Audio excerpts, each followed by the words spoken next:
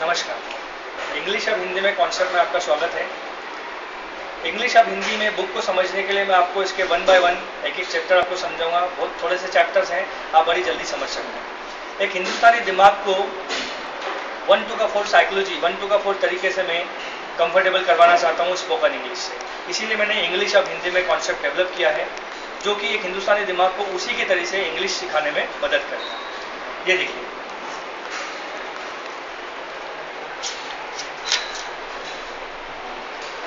English अब हिंदी में with fun and maths, an innovative technique for Hindi medium students, key to eliminate fear. एक Hindustani psychology Hindi medium और अगर English medium वालों को भी गलत फहमी ना हो तो उनके लिए भी बहुत काम की चीज़ है। We never translate any language to any language, but we translate our feelings, thoughts and emotions. मैंने वो सारे क्रिटिक्स जो कि बोलते हैं कि हिंदी से इंग्लिश में कैसे पढ़ाओगे, उनके ऊपर उनको एक जवाब दिया है कि मैं हिंदी से इंग्लिश में नहीं पढ़ा रहा हूँ, मैं अपने थॉट्स, फीलिंग्स और इमोशंस को इंग्लिश में कन्वर्ट करने की कोशिश कर रहा हूँ। यह एक पारंपरिक किताब नहीं है जिसमें कि A to Z मटेरियल आपको मिले। इसमें सिर्फ A और B जो कि आपको बोलने के लिए ज़रूरी है उसी पर ध्यान दिया गया है। कुछ एक मैट्रिक्स तकनीक का प्रयोग किया है मैंने, जिसमें रोज, 3 रोज एंड 4 कॉलम्स, इसको मैथ्स में मैट्रिक्स बोलते हैं, उसी का मैंने उपयोग किया है। मैट्रिक्स में जो कैलकुलेशन होती है वो इसमें बिल्कुल भी नहीं है। एक IM साइकोलॉजी होती है कि मैं जाता हूँ, बच्चा IM सोचता है फिर बोलता है गो, IM सोचता है और बोलता है IM प्ले, तो उसी पे ये क्रॉस, उसकी साइकोलॉजी में क्रॉस लगाता है कि मुझे IM नहीं बोलना है, सिंपल बोलना है आई प्ले आई गो। छोटी से छोटी भावना, इमोशंस आप तक पहुंचाने के लिए मेरा होना ज़रूरी है और मेरी वर्ब का होना ज़रूरी है। तो यहाँ पर मैंने कितने सब्जेक्ट होते हैं उनको बताया हिंदी में, और उसके बाद उसकी वर्ब, उसकी एक्शन। अगर आप स्पोकन इंग्लिश सीखना चाहते हैं तो सिर्फ एक पेज सुबह से लेकर शाम तक की अगर आप क्रियाएं याद कर लेंगे, उसके तीनों फॉर्म याद कर लेंगे, तो आप बड़ी आसानी से स्पोकन इंग्लिश बोल सकते हैं। उसी के बाद ये देखिए, जो भी मैं लेक्चर डिलीवर करता हूँ क्लासेस में, उसी को मैंने इसमें लिखा है।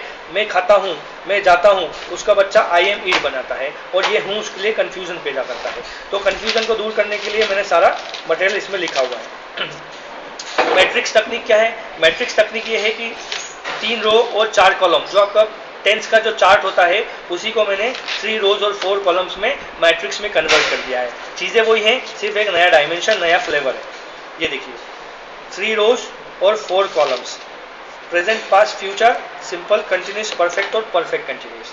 ये सारे को मैंने 3x4 के मैट्रिक्स में कन्वर्ट कर दिया। अगर कोई बोलता है कि 1 to वाली पोजीशन मतलब फर्स्ट रो का सेकंड कॉलम, फर्स्ट रो में लिखा हुआ है प्रेजेंट और सेकंड कॉलम में लिखा हुआ है कंटिन्यूस, तो 1 2 पे हम क्या लिखेंगे? Present continuous.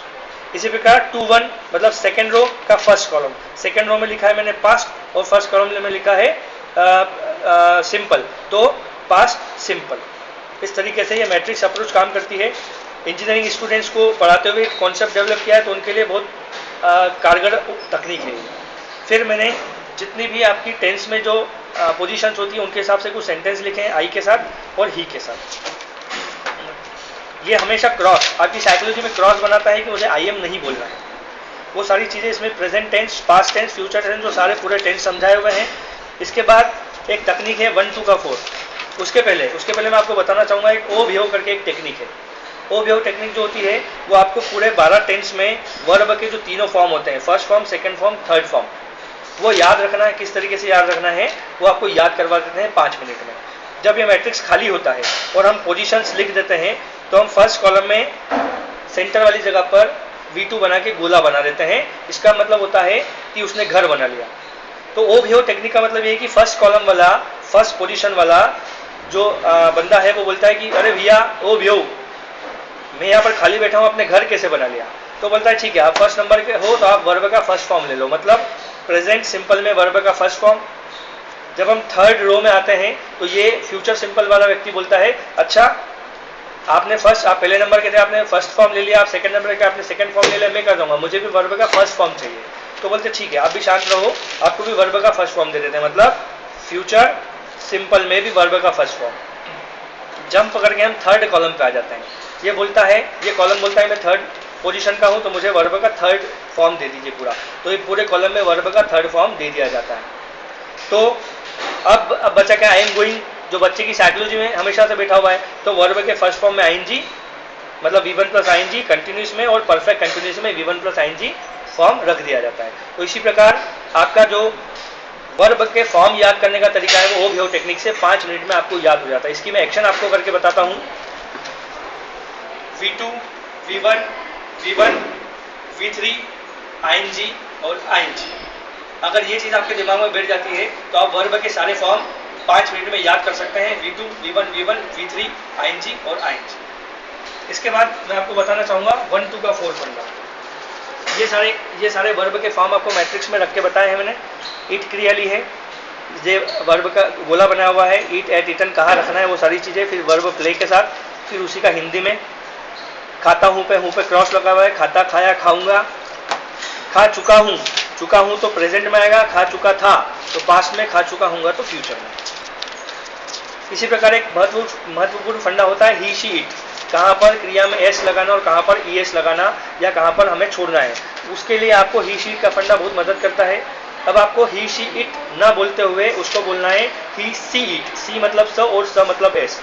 जहाँ पर भी आपको सब्जेक्ट में ही सी और इट मिलता है वहाँ पर आपको वर्ब में एस लगाना है या ईएस लगाना है, यह आपको ध्यान रखना पड़ेगा। याद रखिए वर्ब में लगाना है, मैंगो में नहीं। ही इट्स मैंगो होगा, ठीक है, आपने ही इट मैंगोज नहीं कर सकते हैं। आपको याद रखना है कि आपको वर्ब में एस लगाना है। फिर उसी के एग्जाम्पल, इसी का जब हम हेल्पिंग वर्ब यूज करने में इसको याद रखेंगे तो हम कैसे याद रखेंगे, ही शी इट के साथ does not, is not, has not और हैज नॉट बीन। ये ही शी इट का फंडा इस तरीके से काम करता है। इसके बाद सारी एक्सरसाइज दी हुई है। इसके बाद सारी एक्सरसाइज के बाद आता है हमारा मेन फंडा 1 to का 4। 1 to का 4, 1 to का 4, 1 to का 4, 1 to का 4। 4 मतलब सारे क्वेश्चन वर्ड के साथ क्वेश्चन बनाना।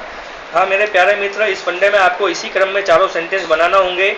मतलब चौथा सेंटेंस बनाने के लिए आपको तीसरा ये वाला इंट्रोगेटिव बनाना ही पड़ेगा। जैसे कि आपको अगर एक एग्जांपल में समझाऊं मैं तो आई गो और वाई आई गो, ये दो सेंटेंस बनाने का हिंदी में होता है मैं जाता और मैं क्यों जाता। लेकिन एक हिंदुस्तानी दिमाग क्यों उठा के यहाँ लगा रहता है वाई आई गो। इसी में वो कंफ्यूज रहता है कि वाई आई गो बोलूँ या वाई डू आई गो बोलूँ।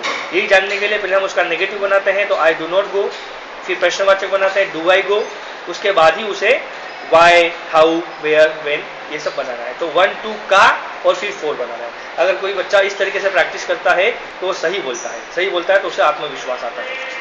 इसके बाद इस बुक में पैसिव वॉइस पे ध्यान दिया गया है जो कि बेसिक नीड है और पिलर है स्पोकन इंग्लिश का।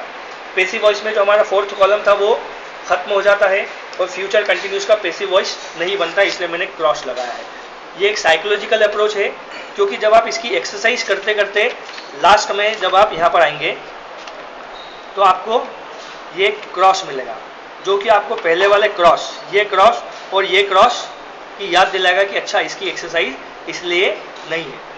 तो इस प्रकार इंग्लिश अब हिंदी में से आप बेसिक अपना टेंस और वॉइस स्ट्रॉन्ग कर सकते हैं और स्पोकन इंग्लिश में आगे बढ़ सकते हैं। धन्यवाद।